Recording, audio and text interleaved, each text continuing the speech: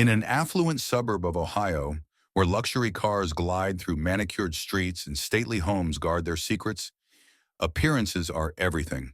Behind closed doors, life is a polished display of wealth, status, and success. But perfection is often a mask, and behind it can lie betrayal, deceit, and the darkest secrets. Welcome to Hidden Family Crime Tales, where we bring you stories about family secrets that sometimes haunt. This is a story about forbidden, selfish desires, some that completely destroy whole family empires. This is the story of a woman who seemed to have it all, but risked everything for a life of forbidden desire. Her name was Elena. To anyone who met her, she was the epitome of grace and sophistication. A woman who had climbed from the dusty roads of a poor European village in rural Russia to the gleaming avenues of American wealth. She had married Richard, a successful businessman who adored her. He gave her a sprawling mansion, luxury cars, and the finest clothes. Their life looked like a fairy tale, but fairy tales are often illusions. Please tell us where you're watching this story from, and remember to hit the subscribe button and notification bell for newer updates we bring daily. Now let's get back to this story of forbidden desires. While Richard poured his energy into building his empire, Elena's days grew empty, the silence of the grand house slowly suffocating her. Beneath the glittering veneer of privilege, she felt restless, isolated, and unseen. She started to feel like she was nothing but an item, a trophy wife, and something inside her made her feel like she had to change all that. Loneliness crept in, and temptation soon followed. What began as innocent flirtation turned into a dangerous addiction. Elena's need for excitement led her into the arms of three different men. Yes, three. One of them was Mark, her husband's colleague who used sly excuses to leave work early, slipping into her life with a thrill that she couldn't resist. But the most dangerous of them all was Lucas, a violent, obsessive man whose passion was edged with fury. For 2 years, Elena juggled lies and secrets, believing she could control it all. But secrets have a way of surfacing, and desires can turn deadly. Lucas grew impatient. His love turned possessive. His demands became threats. Beneath the polished elegance of her life, beneath the designer clothes and sparkling dinner parties, Elena played with fire, and she was about to get burned. It all started with Mark. Mark wasn't just any man. He was her husband's colleague. Charming, confident, and dangerously clever, he knew how to say the right things and how to hide the wrong ones. He had a smile that seemed harmless at first, but his eyes held secrets that whispered promises of a world beyond Elena's carefully curated life. Mark was a master of deception. He'd craft excuses with precision, feigning sudden illness or inventing urgent meetings. And every time he disappeared from work, it was to meet Elena in the shadows. They became ghosts in their own city, slipping through side streets, walking in whispers and laughing too loudly in places where no one knew their names. He took her to secret corners of town, the places she never knew existed, places where no one cared who she was or who she was supposed to be. Each encounter was a gamble, the kind that made Elena's pulse race. In dimly lit alleys, behind closed doors, and through the flicker of neon hotel signs, they would vanish into rooms where rules didn't apply. Every time she felt the cold metal of a hotel keycard in her hand, a shiver ran down her spine. It was more than lust. It was the exhilaration of secrecy, the thrill of stepping out of her own life and into a world where she could be someone else, someone daring, someone reckless. In those stolen hours, they shared a different kind of intimacy, one built on lies and locked doors. The luxury and stability she had with her husband suddenly seemed pale in comparison to the fiery rush of Mark's touch.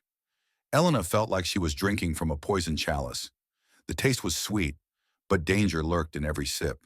She told herself she was in control. But was she? Because Mark was not who he seemed. The excitement of their secret affair wasn't enough for him. He was playing a game too, a game with higher stakes and darker motives. When he whispered promises in her ear, was it passion or was it manipulation? Was he pulling her closer to him, or was he pulling her into a trap? Elena ignored the signs, the missed calls from her husband that she didn't bother to return, The suspicious glances from Mark's co-workers when he vanished for hours. The nagging feeling in the pit of her stomach that this wasn't going to end well. She told herself it was worth it, that she deserved this slice of chaos to balance out her otherwise perfect life. But the line between thrill and consequence is razor thin. One rainy evening, Mark picked her up and took her to a new hotel, a sleek, unfamiliar building on the outskirts of town. The kind of place where no one asked questions. The elevator doors closed, and Elena felt a rush of adrenaline. But as the elevator climbed, a chill settled over her. Something was different this time. Mark's smile didn't reach his eyes. His grip on her hand was too firm, almost possessive. And when they reached their floor, she noticed the hallway was eerily quiet. "Is everything okay?" she asked, her voice cracking slightly. "Of course," he replied too smoothly. But her instincts were screaming. Something was wrong. She hesitated at the door of the room. The key card felt heavier than usual. This wasn't excitement. This was dread. But before she could turn away, Mark was already inside, holding the door open for her. And then she realized she had crossed too many lines. She wasn't reclaiming a piece of herself anymore. She was losing herself. The danger wasn't a fantasy, it was real. And the flames she'd been dancing around weren't just for show. She had played with fire, and now she was standing on the edge of the inferno. But the real question was, would she get out before she was consumed? Sometimes the thrill of the forbidden blinds us to the truth. Elena wanted to feel alive, but in the process she risked everything that truly mattered. Was it worth it? But Mark was just one thread in the tangled web Elena was weaving, because there was someone else, someone who made the game even more dangerous. His name was Damien. She met him by chance, or at least that's what she thought. A fleeting encounter at a coffee shop where a simple smile turned into a lingering conversation. Damien was different. He was a smooth talker, a man with a silver tongue and eyes that seemed to pierce right through her. His charm was effortless, his confidence magnetic. And unlike Mark, Damien didn't bother with excuses. He was bold, fearless, and intoxicatingly unpredictable. When he spoke of love, he didn't just offer promises. He painted entire worlds. He whispered dreams of faraway places, of moonlit nights on the Amalfi Coast, of a life where rules didn't matter and expectations didn't exist. "We'll run away to Italy," he told her, his voice rich with sincerity. "Just you and me. We'll leave this suffocating life behind and live by the sea. No more lies, no more hiding." Elena could almost taste the salt in the air, feel the warm breeze against her skin. The fantasy was so vivid, so perfect, that reality felt pale in comparison. Damien promised her freedom, a chance to start over, to be someone new. And for a woman trapped in her own carefully constructed life, that promise was like a key to an invisible cage. But with Damien, there was always a hint of danger. He was unpredictable, his eyes sometimes flashing with a darkness she couldn't quite place. It was thrilling. He made her feel like she was dancing on the edge of a cliff, the wind threatening to sweep her off her feet. And the more time she spent with him, the more she leaned into that edge, intoxicated by the thrill of not knowing what came next. Yet for all the promises of a perfect future, cracks were starting to show. Damien's charm was like a finely tuned instrument, and sometimes Elena wondered if he played the same melody for other women. His stories were grand, but the details were always just a little too vague. The visions of Italy were beautiful, but no plans were ever solid. One night, as they walked hand in hand down a darkened street, he turned to her, eyes glittering under the streetlights. "You trust me, don't you?" he asked softly. Her heart skipped a beat. "Of course," she whispered, though a sliver of doubt twisted in her stomach. "Good," he smiled, "because trust is everything." But the word lingered in the air, heavy and sharp, and in that moment she realized she knew almost nothing about Damien. Where he lived, where he worked, all of it was shrouded in mystery. He promised her everything, but gave her nothing concrete. The next day, Elena's phone buzzed with a message from an unknown number. "Be careful who you trust." She stared at the screen, confusion turning to fear. Was this a prank? A mistake? But when she looked up, she felt the walls closing in. Suddenly, all the secrets, all the lies, felt suffocating. The thrill of deception turned sour. Was Damien really her escape, or was he a storm she had invited into her life? She tried to shake off the feeling, to tell herself it was paranoia. But as she stood in the shadows of her double life, a terrifying thought crept in. What if Damien was the one deceiving her? What if his promises were traps, and she was the one being played? Elena was no longer just weaving a web. She was caught in it. The more she tried to break free, the more tangled she became. The promises of Italy, of freedom, felt like chains now, tightening around her with every secret she kept. And Damien, with his charming smile and dangerous eyes, was holding the key, or maybe he was holding the lock. She thought she was in control, but the storm was already here, and she didn't see it until it was too late. And then there was Lucas, the one who would change everything. Unlike the others, Lucas wasn't content with fleeting passion. He was possessive, intense, obsessive. He didn't just want a piece of Elena, he wanted all of her. The more time they spent together, the more his obsession grew, darkening into something twisted and dangerous. "Leave your husband, I don't share," says Lucas. Lucas wasn't asking, he was demanding. And when Elena hesitated, the charm in his eyes flickered out, replaced by something volatile. His love turned into a cage, and the walls were closing in fast. Still, Elena thought she could handle it. She believed she could keep each affair neatly compartmentalized, like secrets tucked into hidden drawers. But secrets have a way of escaping, and Lucas refused to stay in the shadows. His threats grew more menacing, his jealousy more violent. "If you don't leave him, I'll make sure he's gone for good." The warning sent chills down Elena's spine. She was trapped between a man who gave her everything and a man who could take it all away. The thrill she once sought now felt like a ticking bomb, and the timer was running out. Her carefully constructed double life was unraveling. One wrong move, one careless slip, and everything she cherished would crumble to dust. But instead of stopping, she kept playing the dangerous game, unaware that her decisions were spiraling toward disaster. Because in a world where desire clashes with desperation, there are always consequences. And for Elena, those consequences were about to explode, leaving behind a trail of shattered trust, violence, and loss. It happened on a cold, gray afternoon. Elena's husband, Richard, weary from back-to-back meetings, was driving home. He stopped at a traffic light, the red glow reflecting off his windshield. He drummed his fingers on the steering wheel, his mind preoccupied with thoughts of work and the dinner he promised Elena he'd be home for. The suburban streets were quiet, the air still, until a sudden shattering noise pierced the silence. The glass shattered with a deafening crack. The driver's side window exploded into 1,000 jagged shards, spraying Richard's face and neck. The icy bite of broken glass stung his skin, but the shock froze him in place. His head snapped toward the sound, eyes wide with confusion and terror. The world spun into chaos. For a split second, everything felt distant, like he was watching a scene unfold from outside his own body. Then before he could draw a breath, a gloved hand shot through the jagged frame, fingers like steel hooks, seizing his collar. The force yanked him sideways, his head colliding painfully with the doorframe. Stars burst behind his eyes. A voice, low and dripping with venom, slithered into his ear. "You don't deserve her, you rich bastard." The words were like acid, sizzling into his brain. Richard's mind screamed for clarity, but fear made his thoughts scramble like trapped rats. His vision focused just enough to see the face outside the window. Lucas, eyes blazing with unhinged fury, lips curled into a sneer that oozed contempt. The raw hatred in his gaze was unmistakable. Then the glint of metal, a blade thin and deadly, flashed in the dim streetlight.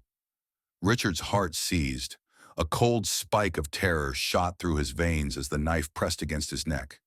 The sharp edge bit into his skin, the thread of death hanging by the thinnest thread. The traffic light ahead flickered from red to green, casting an eerie glow on the scene. Time slowed to a crawl. The distant honk of a horn pierced the tension, echoing in his ears like a distorted nightmare. "Move, Richard! Move!" The car behind him blared its horn again, the sound jolting his muscles to life. Richard's body reacted before his brain did. With a guttural roar, he stomped on the gas pedal. The engine screamed. The car lurched forward. He twisted the wheel sharply to the right. The tires squealed, biting into the asphalt as the car spun wildly. Lucas's grip slipped. The blade scraped across Richard's shoulder instead of his throat, tearing through fabric and flesh. White-hot pain exploded in his shoulder, but adrenaline drowned out the scream building in his chest. He barely felt the blood soaking his suit jacket. Lucas staggered back, a snarl of rage ripping from his lips. The knife clattered against the side of the car, sparks flying as it hit the pavement. Richard's knuckles went white against the steering wheel as he shot forward into the intersection, tires burning rubber, his mind a chaotic whirl of terror and disbelief. Don't look back. Just go. Just go. The city blurred past, streetlights streaking into molten rivers of yellow and white. His heart pounded so hard he thought it would burst. Every nerve in his body screamed for him to stop, to pull over, to breathe, but he couldn't. The phantom of Lucas's blade still lingered at his throat. The sound of the glass shattering echoed in his ears like a gunshot. When he finally dared to glance in the rearview mirror, all he saw was darkness. Lucas was gone, swallowed by the night. But the fear, that cold, gripping fear, was still there, clawing at his throat. After what felt like an eternity, Richard's shaking foot eased off the gas pedal. He swerved into a dimly lit side street and slammed on the brakes. The car jerked to a stop, his body pitching forward. For a moment, all was silent, except for the ragged gas that tore from his lungs. His hands were trembling so violently that he could barely unclench his fingers from the wheel. His shoulder throbbed, the pain sharp and insistent now, hot blood seeping through his shirt. He looked down and saw the crimson stain spreading, a grotesque bloom that bloomed and bloomed, no matter how hard he willed it to stop. The world tilted. Panic closed around him like a fist. With shaking hands, he grabbed his phone. The screen glared back at him, cold and sterile. He jabbed at the numbers, 911, and pressed the phone to his ear. Each ring felt like a lifetime. 911, what's your emergency? The voice sounded distant, like it was coming from the other end of a long, dark tunnel. His own voice was a strangled whisper. Help me! Someone tried to kill me. As he spoke, the horror began to seep in. His mind swirled with questions that had no answers. Why? Who would want him dead? The image of Lucas's face, twisted in rage, flashed before his eyes. Was it just jealousy? Was there something more? His breath hitched. Richard realized he was no longer in control of his own life. A storm of violence and betrayal was now raging around him, and he was caught in the eye of it. Sometimes you don't know you're a target until the bullet shatters the glass. The hospital lights buzzed overhead, casting sterile, cold beams onto Richard's pale face. His shoulder throbbed, the bandages soaked in crimson beneath his hospital gown. The police wasted no time. The questions came fast, relentless, and sharp as scalpels. Mr. Whitman, do you know anyone who might want to hurt you? Richard's eyes, glassy and exhausted, flickered with confusion. He shook his head. No, he whispered, the word escaping with a tremor. I'm just a businessman. I don't have enemies. But deep down, a cold chill crept through his thoughts. The attack wasn't random. The glass exploding, the blade at his throat, it was too precise, too personal. There was rage behind it, not the blind violence of a stranger. Someone wanted him gone. But who? The detectives left the room, exchanging glances of grim determination. This wasn't a random act of violence. It was a web, a tangled mess of secrets, lies, and motives. They would unravel it, thread by thread. They combed through Richard's life, his phone records, his emails, his meetings. Nothing was left untouched. Hours turned to days. The pressure mounted, and then they found it. A name. Mark. Richard's trusted colleague, the man who took sick days with uncanny precision, matching the very afternoons Richard was away on business trips. The pieces of the puzzle began to lock into place, jagged edges aligning with painful clarity. Detectives leaned in closer. They traced calls made to Richard's house when he wasn't home. Calls that were short, frequent, and suspicious. Patterns emerged, each one sharper than the last. The suspicion hardened into evidence. The police brought Mark in for interrogation. Mark sat in the small metal chair, his hands trembling. Beads of sweat trickled down his forehead. The detective's voice cut through the silence like a blade. "We know, Mark. The sick days, the calls, the meetings. We know about Elena." Mark's eyes darted wildly like a cornered animal. His lips quivered, his resolve crumbling. "Okay, okay," he blurted, his voice cracking. "I'll tell you everything." And he did. The affair, the whispered promises, the clandestine meetings in shadowy hotel rooms. The betrayal poured out of him like poison. But there was something else, something darker. "It wasn't me," Mark stammered, his eyes wide with desperation. "I didn't try to kill him. I swear. I... I was scared. He was the dangerous one." "Who?" the detective pressed, leaning in. "Lucas." The name dropped like a stone into a still pond, sending ripples of dread through the room. Now the police were on a hunt for Lucas. The hunt for Lucas was swift but tense. They scoured known hideouts, questioned associates, traced his movements like hounds on a scent. And then, a break. An anonymous tip.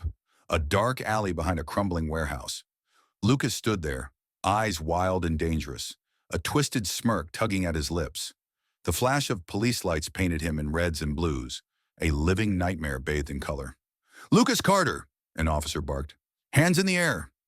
Lucas's eyes flicked toward the exit, calculating. But there was no escape. The circle tightened around him. His hands rose, slow and deliberate, the fight draining from his eyes.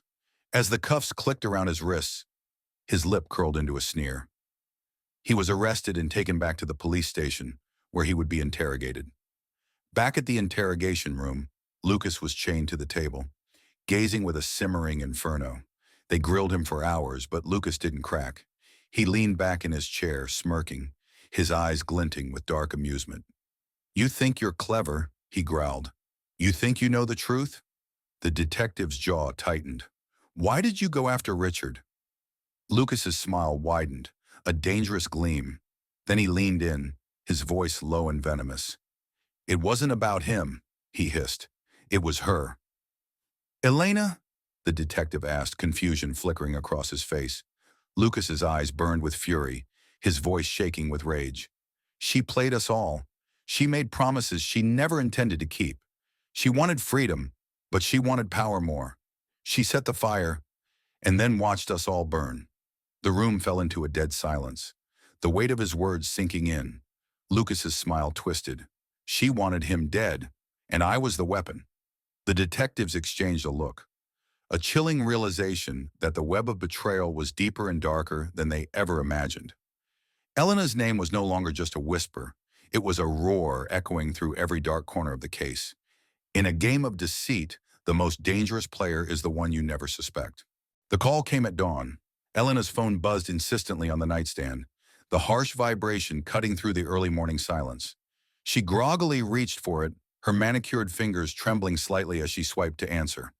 "Ms. Whitman," the firm voice of Detective Harris came through the line. "We need you to come down to the station for some questioning." Her heart jolted in her chest. She glanced over at the empty side of the bed, where Richard's absence loomed like a ghost. I'm sorry, Detective," she stammered, forcing composure into her voice. "I'm not feeling well today. Maybe tomorrow?" A pause on the other end, waited, knowing. "It's urgent, Ms. Whitman. It can't wait." Elena's eyes darted to the mirror on the dresser. Her reflection stared back, pale and drawn, but her eyes still carried the flicker of defiance. "I'm sure it's just a misunderstanding," she said, feigning innocence. "I'll call you later." She hung up, her hands shaking. Her mind raced. They knew something, but how much? And how long could she keep the house of cards from collapsing?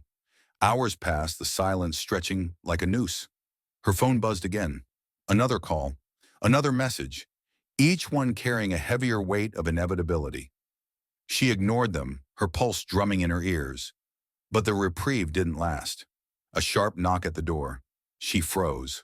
The room suddenly felt too small, the walls pressing in. She pulled the curtain back a fraction, her breath hitching. Detectives Harris and Simmons stood on the porch, their expressions carved from stone. Behind them, a uniformed officer held a folded piece of paper, a warrant. Her knees felt weak, but she forced herself to open the door. Ms. Whitman, Detective Harris said, his voice flat, "We have a warrant. You need to come with us." The words hit her like a physical blow. She opened her mouth to protest, to spin another excuse, but nothing came out. Her throat was dry, her mind blank. They knew. They knew. Her fingers curled around the edge of the doorframe. "I need a minute," she whispered. "Now," Harris said, unyielding. With her heart pounding, she stepped outside, the cold air slicing through her silk robe. The officers flanked her as they led her to the waiting car. The neighbors in the affluent, quiet neighborhood peered from behind curtains, their curiosity and judgment piercing her like needles. Elena was whisked away to the station for interrogation. The room was a bleak cube of metal and shadows. Elena sat in the hard chair, her arms crossed tightly over her chest, her eyes fixed on the table. The once poised woman now looked brittle, a porcelain figure with fractures spidering beneath the surface. Detective Harris leaned forward, his voice low but relentless. "Your husband survived, Elena, and we know everything now. The affairs, the threats, the lies. You need to tell us the truth." Her jaw clenched, her eyes darting away. Her fingers twisted nervously in her lap. "I don't know what you're talking about," she whispered. "We have Mark's confession," Harris continued, his gaze unyielding. "We have Lucas. He told us everything. He said you orchestrated it all. You wanted freedom, but you wanted power more. You pushed the pieces into place, and then you watched it all burn." Elena's breath quickened. Her carefully constructed defenses crumbled, piece by piece. The walls of the interrogation room seemed to close in, the air growing thin. "They're lying," she croaked, but the conviction was gone. Her voice trembled, cracking under the weight of the truth pressing against her. Harris's eyes bore into her, relentless and unforgiving. "Why did you do it, Elena? Did you think you could get away with it forever? Did you think no one would figure it out?" Her shoulders sagged. The facade shattered. Tears welled in her eyes, spilling down her cheeks. She covered her face with her hands, the sobs breaking free like a dam bursting. "I never meant for it to go this far," she whispered, the words escaping between gasps. I just wanted to be free, to feel alive again." The confession tumbled out, raw and unfiltered. The manipulation, the lies, how she had played Mark and Lucas like pawns on a chessboard, how each secret meeting, each forbidden thrill had twisted into something monstrous and uncontrollable. Across the glass, Richard watched. His face was pale, his eyes hollow. Every word from Elena's mouth struck him like a dagger. The woman he loved, the woman he thought he knew, was gone, revealed as a stranger, wrapped in silk and poison. In the end, the web of deception caught its own spider. The truth was out, and the lies she had spun now wrapped tightly around her, a prison of her own making. The betrayal wasn't just a broken vow. It was a carefully hidden dagger, thrust deep into the heart of his trust. Richard had given her everything, and in return, she had gambled with his life. The consequences were swift. Richard filed for divorce. Elena lost everything: the mansion, the status, the wealth. She was left with nothing but the memories of a life she destroyed with her own choices. And as Richard walked away from the courthouse, the weight on his shoulders lifted. The pain was still there, raw and real, but so was the resolve to rebuild his life. A life free from the web of deceit that nearly consumed him. In the end, the truth didn't just come out. It exploded, and no one escaped the fallout unscathed. But apologies couldn't repair the damage. Richard, devastated, filed for divorce, his mind a whirlwind of disbelief and anger. The love that once seemed unbreakable had crumbled in an instant, and the woman he had cherished was now the architect of his pain. The lawyers, the papers, the endless nights of reflection. Richard's world was now consumed by the aftermath of betrayal. The mansion, once filled with laughter and shared dreams, now felt empty, like a shell of what could have been. Elena's world, too, was on the brink of collapse. Her betrayal cost her everything. The high-end lifestyle she'd taken for granted, the extravagant parties, the designer clothes, the freedom that came with wealth, was now out of reach. The security that had once comforted her was gone, replaced by uncertainty. Elena, who had always relied on her beauty and charm to weave her way through the world, now faced the harsh reality of starting over. With nothing but a few suitcases in hand, she left the mansion for the last time, her heart heavy with regret and shame. The door to her old life slammed shut, and in its place was a life she thought she'd escape forever. One where she would have to fight for survival, where the comforts she had once known seemed like distant dreams. But as Elena navigated this new life, something unexpected happened. The very independence she had once feared began to take root. The simplicity of her new existence, though uncomfortable at first, began to offer a strange kind of freedom. No longer sheltered by wealth, she was forced to confront who she really was, stripped of the trappings that had defined her. It was a harsh awakening, but one that, in time, allowed her to understand the true cost of her choices. Meanwhile, Richard's heartache slowly began to transform into something else. The pain of betrayal, though raw, became the fuel for his personal growth. He focused on healing, not just from the heartbreak, but from the realization that his blind trust had made him vulnerable in ways he couldn't have foreseen. In the quiet moments of reflection, Richard recognized how much he had neglected his own needs, how much he had lost in his desire to please others. Now he vowed he would never again allow himself to be deceived. He would rebuild, stronger, wiser, and more self-aware. As the months passed, Richard's resilience grew. He threw himself into his work, dedicating time to projects that once seemed secondary, finding fulfillment in things that had long been put on the back burner. Slowly, the pieces of his life began to fall into place again. But it wasn't just about rebuilding his career or his finances. Richard began to rediscover the man he had been before Elena had entered his life. Confident, focused, and unapologetically true to himself. In this process of healing, he learned a valuable lesson. That true strength doesn't come from holding on to what's comfortable, but from letting go and trusting in your own ability to move forward. Elena, too, was changing, but in a different way. She no longer had the luxury of pretending everything was fine. The life she had lived before, with its wealth and its illusions, was a thing of the past. There was no longer anyone to hide behind. No mansion, no status, no distractions. The only thing left was the raw truth of her own decisions, and though painful, it was the first step toward understanding herself. Yet while she was learning to navigate her new reality, a small part of her couldn't help but wonder, what could have been if she had made different choices? Would she ever be able to regain the life she lost? Would she ever be forgiven, either by Richard or by herself? The consequences of her actions were far-reaching, but in that space of loss, both she and Richard were beginning to grow. Each in their own way, each facing their own journey toward understanding and healing. As the story unfolds, we begin to see that it's not just about the actions of one individual, but about the ripple effect that one choice can have on an entire life. Elena's decision to give in to her desires for wealth and status, ignoring the people who cared most for her, set off a chain of events that led to her downfall. It's easy to think that we can outsmart others or manipulate situations to our benefit. But in the end, those who play with deceit often find themselves caught in a trap of their own making.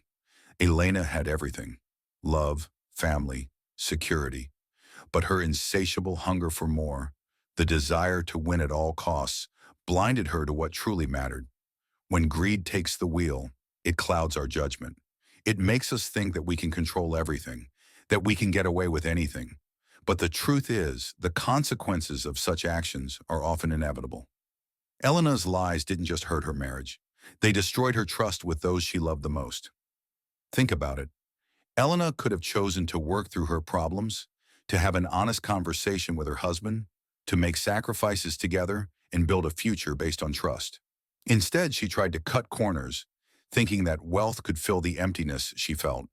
But what she didn't realize was that no amount of money could bring back the respect and love she lost. And isn't this the key takeaway from her story? That no amount of wealth or power is worth losing your integrity, your relationships, or your peace of mind. The pursuit of riches, when driven by greed, often leads to ruin, not just financially, but emotionally and spiritually. What's the point of having everything if you lose the very things that make life meaningful?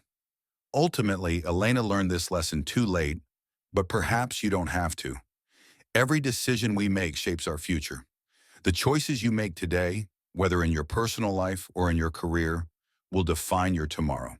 When you act out of greed or when you betray those closest to you, the cost is often far higher than you can imagine. So what's the real message here? Greed doesn't pay off. It may seem tempting at the moment, but its consequences are far-reaching. In the end, the greatest treasures in life are the ones you can't buy. Trust, love, and integrity. Don't let the pursuit of wealth overshadow what truly matters. Take this story to heart. Let it remind you that the most valuable things in life are the ones that money can't buy. If you're ever in a situation where you're tempted to make a choice driven by selfish gain, remember Elena's fate. It might just help you make a better decision, one that keeps your relationships intact and your conscience clear. So, what do you think? Could Elena have saved her marriage if she'd chosen differently? Let us know your thoughts in the comments below. Do you believe that her greed was the root cause of her downfall? Or was there something deeper at play? We'd love to hear your opinions. If you enjoyed this story and want to hear more, don't forget to like this video, subscribe to our channel, and hit the notification bell so you never miss a new upload. We bring you fresh, thought-provoking content regularly, and we're always excited to share new stories with you. Thank you so much for watching, and stay tuned for another captivating tale in our next video. Until then, take care, and remember, greed never pays off.